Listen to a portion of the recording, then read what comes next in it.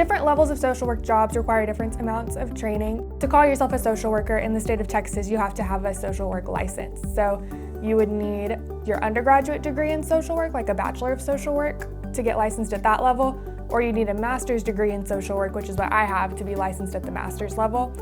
And then you could also get further training beyond your master's degree and get some hours of supervision to be what's called a clinical social worker, which means that you have more qualifications to provide therapy and things like that.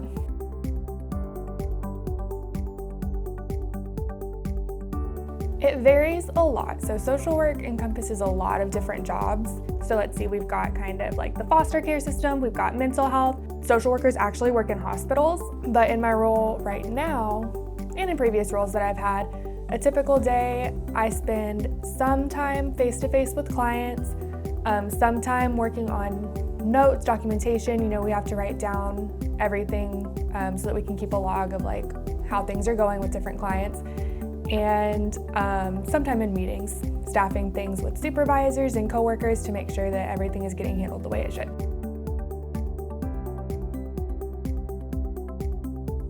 Reading is super important because there's always, like I said, the reading and writing of just documenting cases and how you're doing with different clients.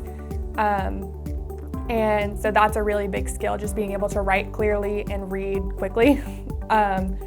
And then for math, we actually use that all the time. Social work, people don't think of it as a very math-heavy field, but to evaluate programs, like to see if what we're doing is effective, we need to be able to look at the numbers on that.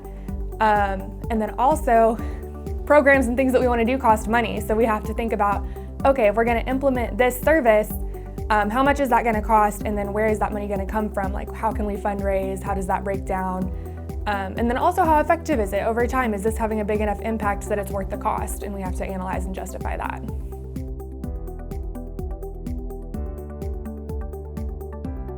So I was finishing up a clinical internship working as like a therapist intern, basically, when COVID hit, which shifted things dramatically. But it was really cool because it actually showed us how accessible therapy can be for a wider group of people once we started moving it to telehealth, which is something we might not have done as soon if we didn't have that little push.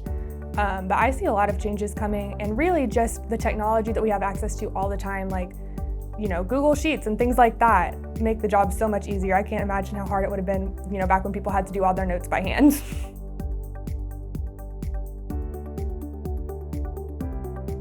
So like I said before, social work is really broad. So when I say social work, my specialty is working with children and families, but you can work with older adults, you can work in hospital settings, you can work in school settings, you can work in like a nonprofit agency, you can work for the government. There are a million different things you can do even within social work. So I could take a dramatic career change and still call myself a social worker. But outside of social work with my specific skill set, I could work in childcare, or I could get a little bit more education and work towards early childhood education. But I have a lot of background in working with children and kids who have experienced trauma. So that's kind of the direction that I could go with my career and my skill set.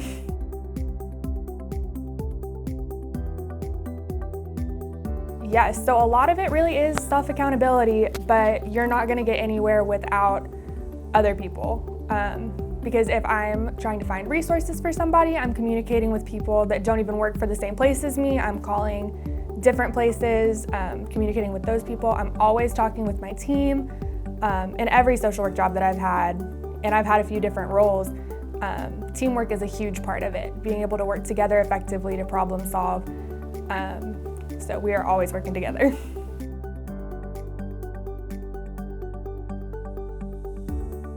So as far as salary expectations, it really depends on whether you stopped after your bachelor's degree or you went on and got that master's degree, because that actually makes a really big difference in social work. With a bachelor's degree, I think you're probably looking at around like $30,000 a year. That's the other thing, you're not going to get rich in this field. Like, even if you are, you move up in leadership and you're running, the best nonprofit, it's still not going to be the same money as if you're running a for-profit. So it's just about personal choices and what makes sense for you. If you went on and got that master's degree straight out of college, I think the jobs start around $35,000, $40,000, but there's more opportunity for advancement with a master's degree.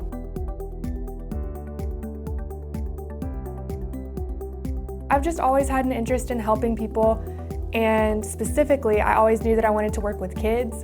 For a while, I thought that I might do that as a teacher, but then when I learned about social work, that sounded like a better fit for me.